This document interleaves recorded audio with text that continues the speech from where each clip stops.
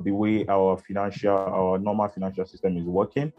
Let me just take, for example, in Nigeria, presently, we are having some kind of regulation from the government that you can't withdraw your money that you have in the banks. They are changing the design of the whole currency that we're using.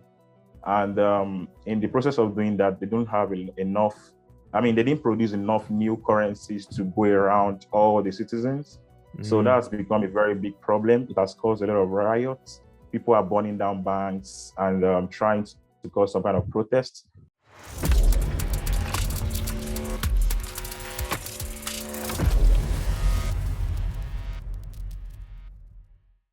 Alrighty, guys, welcome back to another episode of Fantom Edge. I'm here with a special guest that goes by the name Fembrose, and I'm gonna ask you a couple questions, man, and kind of to get your sentiment, your viewpoint on the crypto market. So to start off, man, the first question I want to ask you is how do you see the African region as a whole, their sentiment towards crypto? Is it positive, negative? What's kind of like the status of the African region? All right. Thank you so much, Luis. Of course. In Africa, I think a lot of people are kind of positive about crypto at the moment. We've seen a lot of people made a lot of money from crypto during the last bull run that we had. And I kind of think that has increased the interest of a lot of other people to actually start using cryptocurrencies. And a lot of people want to learn about how it works. And, when it comes to people sharing testimonies, maybe on Twitter, on the social media platforms about how they get profits from cryptocurrencies, a lot of people they are just anxious about, okay, what is this thing? They really want to know more about it. They really want to get into it. But at the moment in Africa, we really don't have so much builders. We only just have people who want to trade and make money from cryptocurrencies. But recently we have some people. I think we have some companies coming like Ecolors. I don't know if you've heard about it before. They came and they started teaching people about Solidity, how to actually become a blockchain developer. Yeah. And I think a lot of people are actually taking advantage of that. And as well, we have people that are working as influencers. People that are very early, that are OGs to the crypto thing. They are kind of setting up academies to teach people that don't know about cryptocurrency about it. Some of them get paid to do that. They just take it as a paid class to teach other people. And some people as well just do it for free. And again, we've seen a lot of crypto events coming up in Africa. Like I think last week or so, we have an event in Nairobi. I think it's African Tech Summit. I think something like that. That's the name of the event. Yeah. And we have Vitalik Buterin of Ethereum. He was present at the event, and nice. I'm from Nigeria. Yeah. So, and we have some guys from Nigeria as well present at the event. And I think with those kind of events, it's going to be better. It's going to be better in Africa. Cryptocurrency is going to be better. Decentralized finance is going to be better. Yeah. And then a lot of people are really going to get into it. So yeah. I would say it's better. It's good, and people in Africa are positive about cryptocurrencies. Yeah. That's great to hear. I think it's important. When you think of the region, like you said, I think there needs to be more emphasis on building, like you said, right? People are interested, like, what is this? People have showcased their testimonials, made some money, but now it's like, okay, how can we transform that into consumers going into building? So yeah, man, that's exciting. So I'm excited that there's a positive aura around that. So going into the next question around DeFi, do you think DeFi is something of a good use case for the African region? What's your viewpoint on DeFi in the African region? Oh yeah, it's something of great importance in Africa, because when you come to look at the way our normal financial system is working, let me just take, for example, in Nigeria, presently, we are having some kind of regulation from the government that Mhm. you can't withdraw your money that you have in the banks. Mhm. They are changing the design of the whole currency that we're using. And in the process of doing that, they don't have enough. I mean, they didn't produce enough new currencies to go around all the citizens. So Mhm. that's become a very big problem. It has caused a lot of riots. People are burning down banks and trying to cause some kind of protest. That is a very big problem with centralized finance because just imagine you have money in your bank, you can't withdraw it, and they are asking us to go cashless if you buy anything from the market, from women that are old that don't know how to use maybe their banks. You need to transfer. You need to make bank transfers to them because Mhm. you just don't have the cash. Anybody don't have the cash. You can't withdraw the cash from ATMs. Yeah. Um, Local people that give you money are charging you excessively before they give you money. Some people charge 10% of whatever it is you want Wow. to withdraw. Yeah.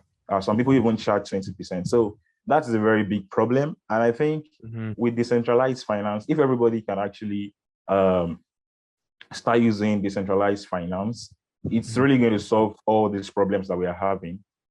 Because just imagine everybody receives Bitcoin or Ethereum or Fantom for maybe for purchasing things and for transaction purposes.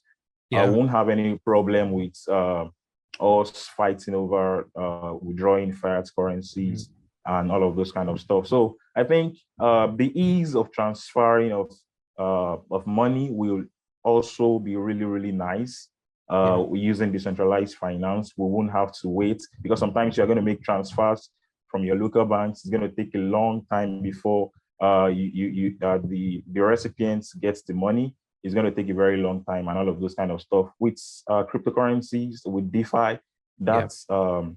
that is going to really, really be solved. With Fantom, especially with how fast it is and how Mhm. fast it's looking to become, I Yeah. think it's really, really going to be a very amazing thing. Yeah. So yeah, I think, yeah, thank It's you. exciting. I think there's a big opportunity for DeFi to really impact the people from there, like you said, from bank transfers, high fees. You said 10%. I mean, like you mentioned, Fantom, fast and scalable. So that's exciting, and it leads to my next question because I know you're really big on education, right? You host Yeah, sure. spaces, writing threads, connecting with others. So I'm curious to know from your perspective, when you focus on educating a demographic, right? What do you think is one of the best ways or advice for others educating other people like to approach it? Because sometimes, me and you are crypto enthusiasts, but someone might not care as much as we do. So how do you approach education? All right. So how I approach education is I just get to tell people that when we are trying to tell people about some new innovation, we just try to tell them about the things that are wrong with the one they are using currently. I mean, the ways decentralized finance is kind of being problematic and stuff like that.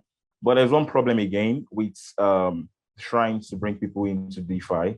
I know this is kind of off the question you asked, but I would like to just chip it in. Okay, I realized that a lot of people get into DeFi, and what they are doing is not really DeFi. They are just doing DJs. They're just Mm. buying tokens that have no utilities and stuff like that, and then they get bonds, and then they have this negative energy about cryptocurrency as a whole. Maybe the first time you're getting into cryptocurrency, maybe you're buying into a crypto project. It's a rug and stuff like that.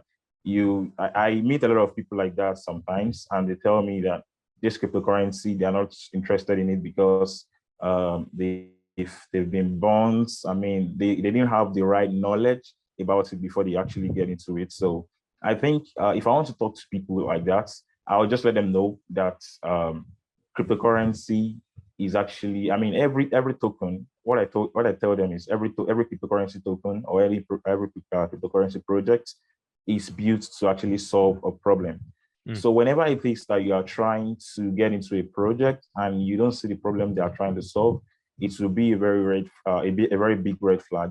and you shouldn't invest your money in such tokens. So the approach I use actually is just to tell them that we have something that is better than what you are using. We have a platform whereby you can be in control of your funds, where your banks don't have to tell you this is when you can withdraw money, this is when you cannot withdraw money, this we are on holidays and stuff like that. So I just try to pitch in the advantages of decentralized finance to them.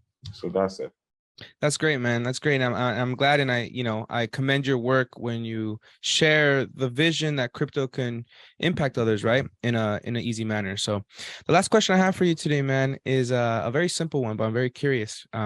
What are you most bullish on for this year, 2023, and maybe the next 5 years? What are you most bullish on? All right. All right. Presently, I mean, it's obvious on my Twitter. I'm very bullish on Fantom. Yep. I like what Fantom is building. I really like it. I like the concept of Solidly. I like the fact that Andre Konje is back. Yeah. And I like the fact that a lot of projects are now getting into Fantom. Like before now, we really don't have, I was telling my friend recently that on Fantom blockchain, we don't have meme tokens coming in there, because I realized that meme tokens are things that actually gets, because the psychology of people is just that with meme tokens, they can really make a lot of profit in a very short period of time. And we don't really have that on the Fantom ecosystem. I'm not saying it's something that is, it's compulsory, but it's going to bring in some more people, and then those people will get to learn along the line and then start doing proper research and then investing their money on really nice projects on the Fantom ecosystem. Yeah. I like the fact that they are bringing in some kind of innovation that rewards builders and protocols on the Fantom ecosystem. I think I read an article recently about that says the fees generated from protocols under the Fantom ecosystem they will have some kind of share of it, and that's really amazing. And again, I'm bullish on Polygon, on the Polygon chain. I like the fact that they are building as well. They are building, and we have a lot of in real life partnerships coming in there. And I think in the next few years, they are still going to be around. Fantom is still going to be around and really, really big. Yeah. Well, no, I agree. I think there's a lot of things to be excited about throughout the space in general. Obviously, Fantom with their updates and all the support they're doing for the builders. So that being said, man, thank you so much for sharing some time with me today, Fembrose. It's been a pleasure, and I hope it's not the last time, but until next time, my man. Thank you so much. It's really nice having you too.